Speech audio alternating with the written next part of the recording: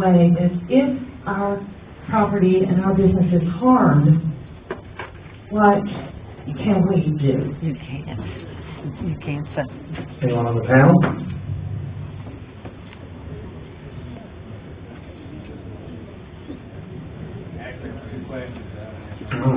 That's why we're so here. Let's see, where's our traveling microphone? Oh, it's right there.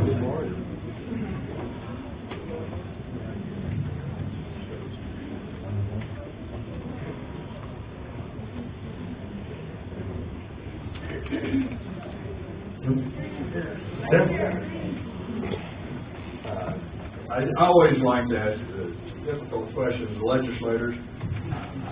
There's a state senator in Missouri. We had a large confined operation coming in northwest of Missouri, promised by a major producer of hogs. They were going to keep a slaughterhouse open, et cetera. We all like jobs. We all like economic development. But there were promises.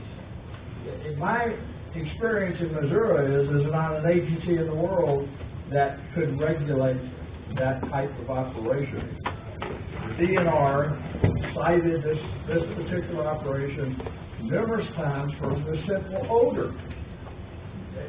I will tell you that this is going to be such a major problem, and the legislature of Arkansas, I doubt that an agency is going to be able to regulate this operation, because you have to be able to put teeth into the action, and if you have an odor, you need to solve it. And it sounds like you have some very good statistics about how close this is and what the effects are going to be, and it's up to your legislature to solve the problem. I was a Farm Bureau member. Okay, let's let Greg, because we've got precious little time. I'm not sure there was a question of you asking which agency would actually oversee this, and it's going to be ADEQ, and you're right, they're stretched pretty thin. They're short on people for all kinds of following up on this type of thing all across the state.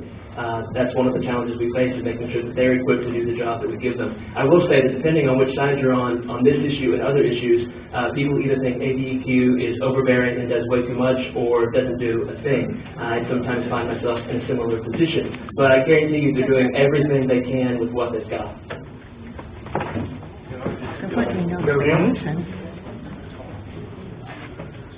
One of the things that's been really missing in the debate all along about this is that every time people from ADEQ, or if you've written Cargill, if you've gotten a response from Cargill about this, they all say the same thing.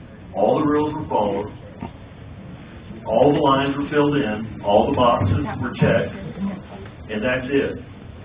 So the point I just want to make, and just make it really quickly, is that the only thing that wasn't followed through here was common sense.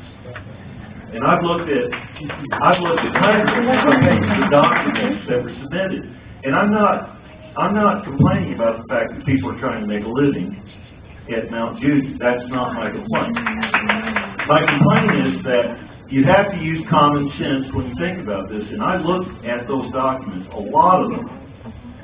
And you know, the Buffalo National River never comes up in any of those documents. It didn't come up in the environmental analysis done by FSA. It didn't come up with Arkansas Department of Environmental Quality.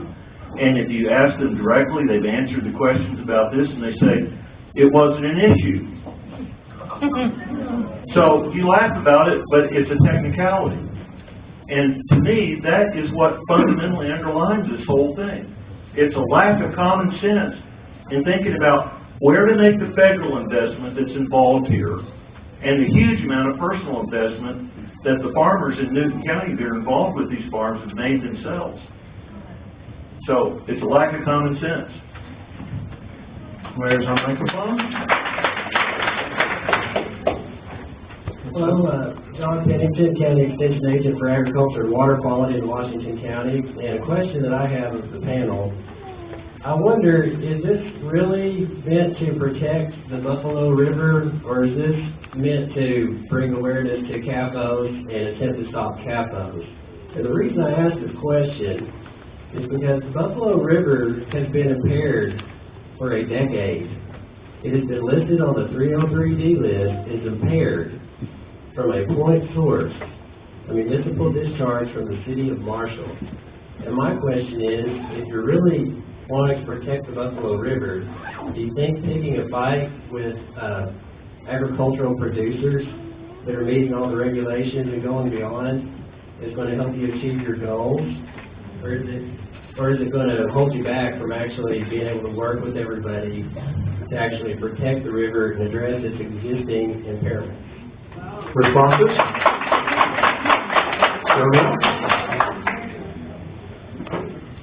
Those are all good points, Mr. Pennington, but it doesn't mean that people shouldn't be concerned about this operation.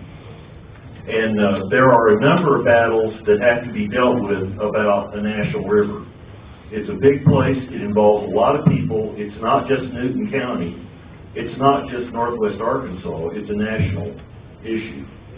And I couldn't agree with you more. There are the other point sources, and I could list a few more that are big problems from the biological viewpoint. The impact on birds from the different sources of pollution. There's a lot of good data on it now.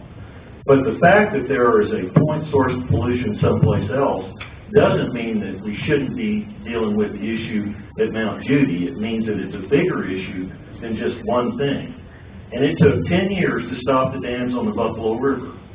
And during that time, there were people in Newton County and in Searcy County and in Carroll County and in Madison County and other affected counties that wanted those dams built because they felt like it was the best thing to do. And that's the same situation with the problems with point source pollution that you're talking about, plus the potential problems with this hog farm. That they have a broad impact on the river. There are a lot of complicated issues, but if we don't stand up and make these issues clear and make clear that the public has a right to be heard here and to have an impact on it, then we're just going to have more of them, not less. I mean, if we follow what you're saying here, we should stop the concern about this animal operation and then go back and just work on this other issue. It's not logical to me. Okay, I see you shaking your head, so okay, I'll stop at that point. I've had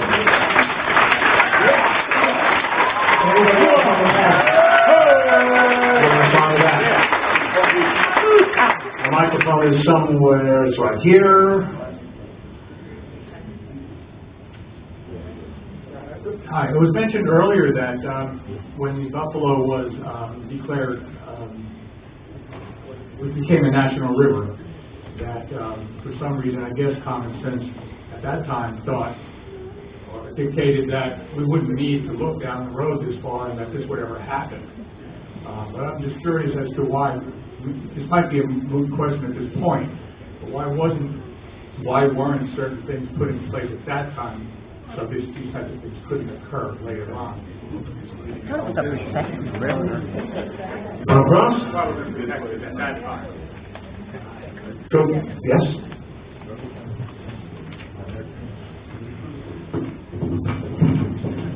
There were safeguards put in the Enabling Act, and one of them was used in this lawsuit that we filed 12 years ago. It basically says that if they're not only in the national river itself, but on the tributaries, if there are water issues, that the National River Department of Interior can call the shots on that. And so there are quite a few safeguards in that original bill. And if we follow through with some of these things we were planning to do on this one, we will be using the Enabling Act as one of the arrows in the quiver, if you will. Yep. And then Tom? And just one more thing, if you look at there's a really fine book by Dr. Neil Compton called The Battle for the Buffalo River. And I encourage you to take a look at it, but in the introduction, the new edition is out. It has an introduction by Ken Smith, who's here in the audience, and Ken and Dr. Compton all said the same thing. It's an ongoing issue.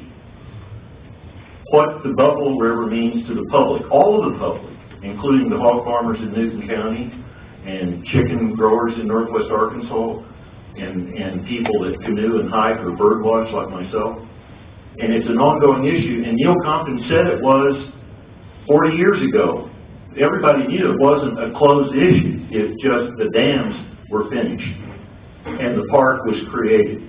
But the public ownership in Newton and the Buffalo River watershed only amounts to 40% of the watershed. 60% of the Buffalo watershed is privately owned, and people have a right to make a living in that 60%.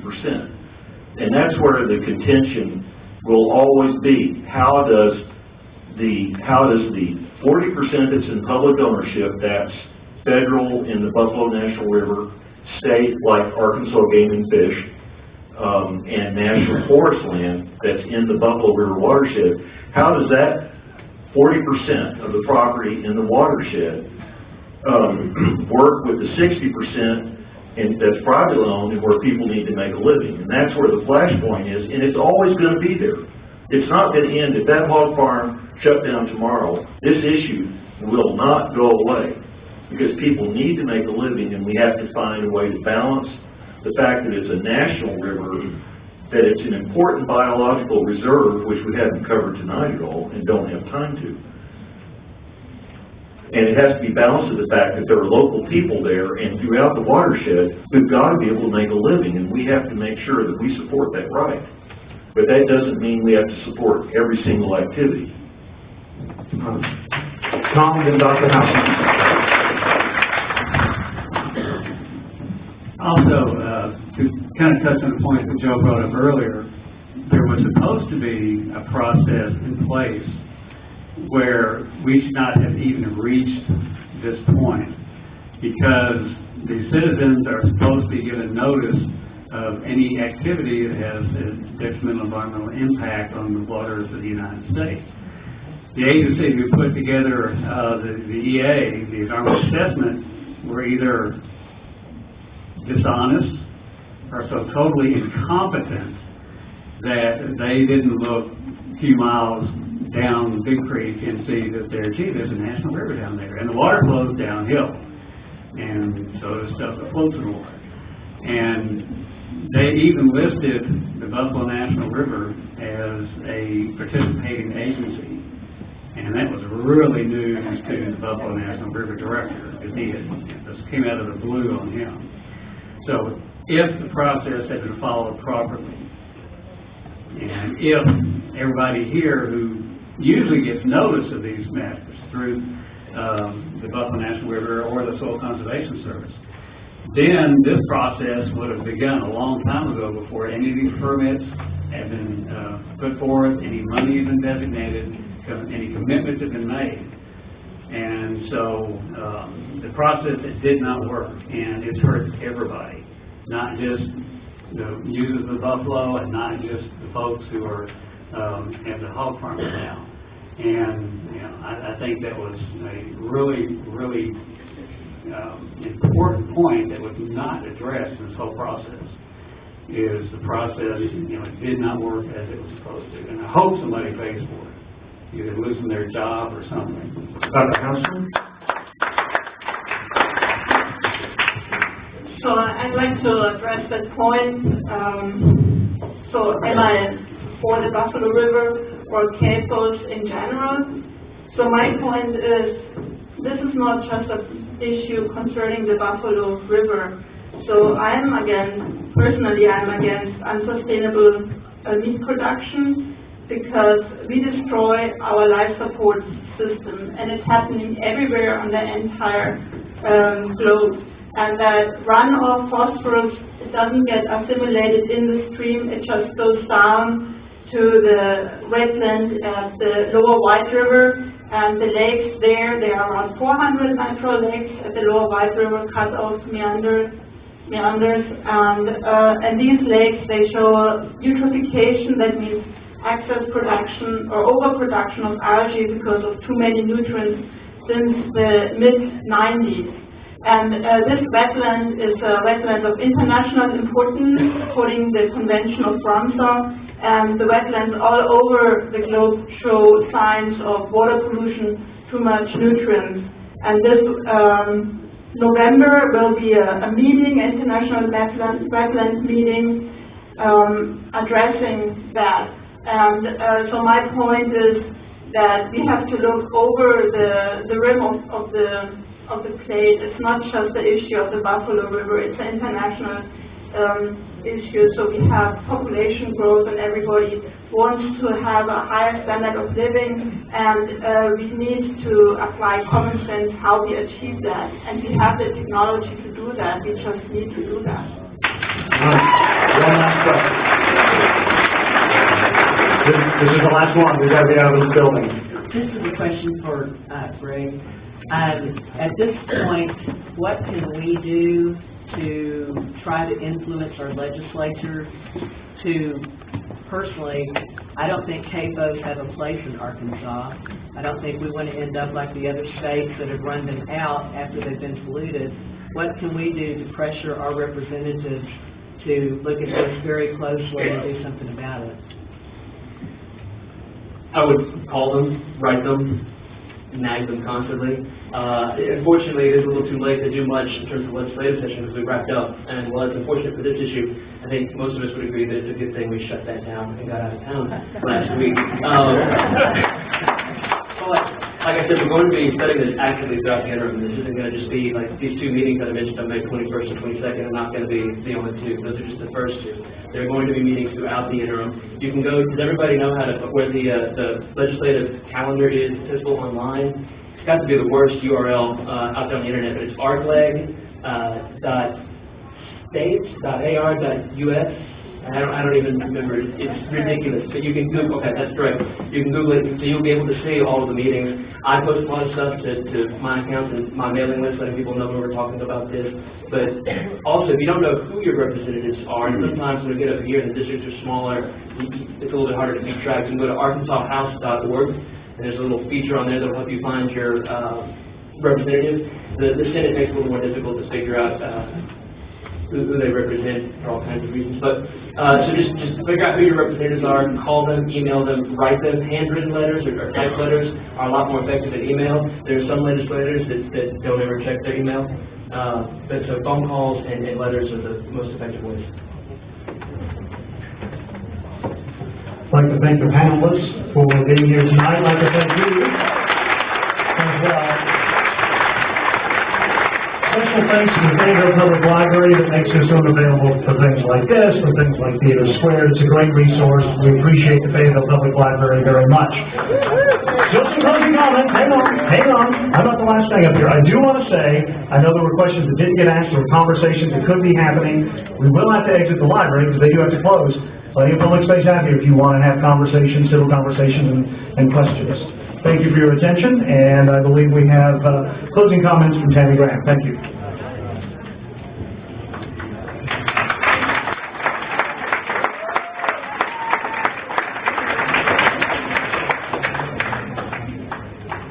Times like this, makes me wish I'd gone to Toastmasters. So, I want to tell y'all a story. We're done with all the technical questions and whatnot, and first off, though, I'd like to introduce the people that brought you here tonight. Margaret Britton.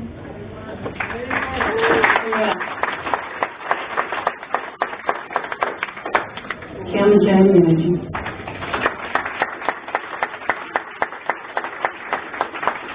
You know, I'm looking at you.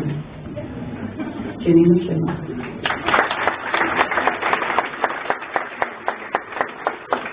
Get up here.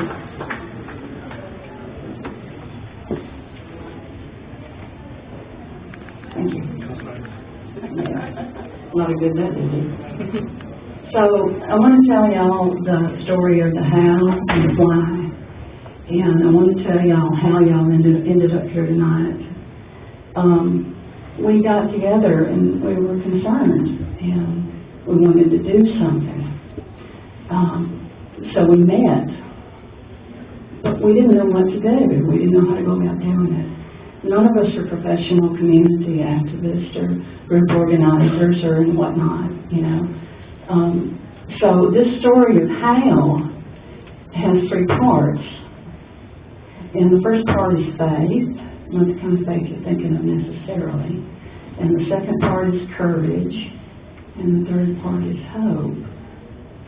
So we got together and we started talking, and we didn't know anything about doing any of this.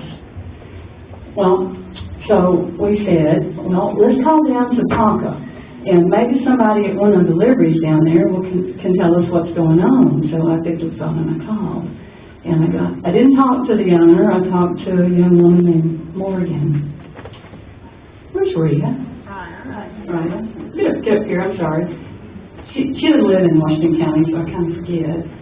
Anyway, so Morgan says, and so I explained to Morgan, I said, now, they won't know who I am, but they will know. Just say I'm the person that when I get done camping, because most of the time I camp by myself, I'm the one that brings the milk by to the cat named Simba. And Morgan said, okay, but the owner's not here right now. You need to speak to this woman. So later on she called me. This is the reason why Terry is here. It wasn't planned. It just fell into place. All right? About that time, we was looking for, well, who else can we get on the panel? I mean, we have no, I don't feel like I have any credibility, but I happen to be a member of the Arkansas Canoe Club, and I don't even know Deb Doss, but I called Deb Doss and said, would you please come? And Deb said she would. So Deb was here. And so we got Terry, and we got Deb.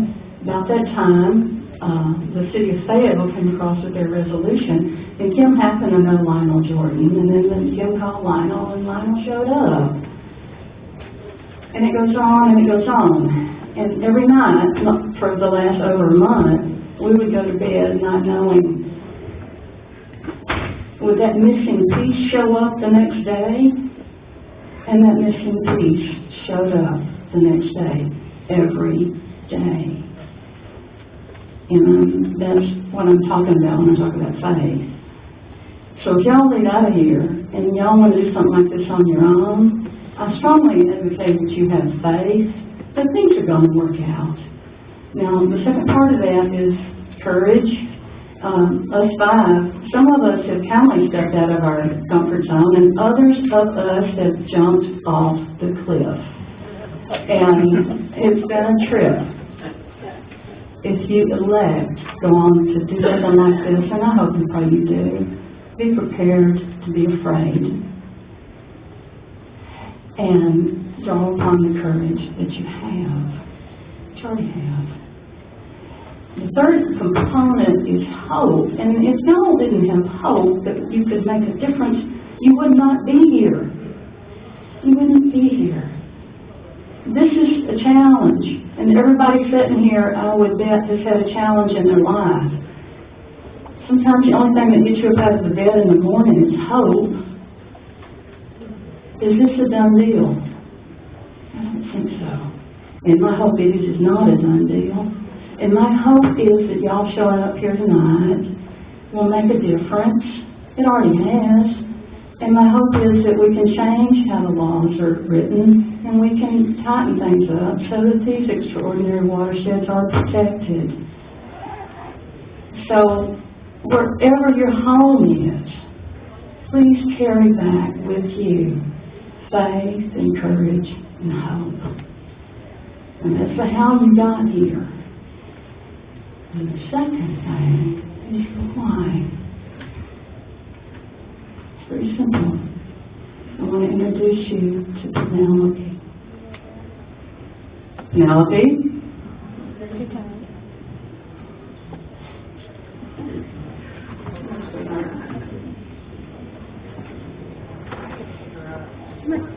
When y'all pick her up, I got a bed back. There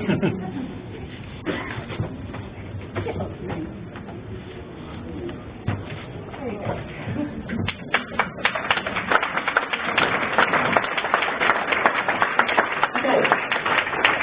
April the 28th of this year, I turned 53. I've already grown up in creeks and pastures and woods and whatnot, and I've had that privilege and that joy.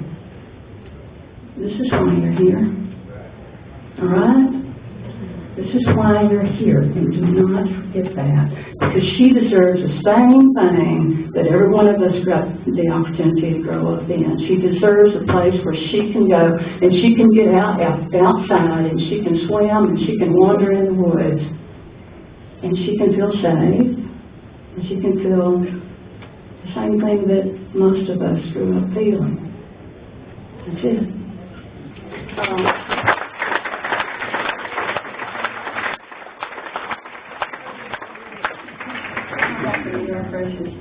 Okay, so now May the 8th, there's 2 meetings and they're over in Jasper. The first one, 5:45? No, 4 at the theater. May the 8th, from 4 o'clock to 5:45 at the Buffalo Theater, and that's brought to you by the Buffalo River Watershed Alliance. And y'all need to go to that, because they need us as much as they need us over there. Okay, and then at 6 o'clock, that's when the ADQ shows up, and you need to be there too, all right? Carroll Electric. Yes, thank you, Carroll Electric. Just bring that big, I'm sure you won't get too terribly lost. Now, everything's said and done. If y'all want to adjourn to continue this conversation, let's all meet at Tanglewood Pub down South Bethel. And speaking for all of us, thank you so much.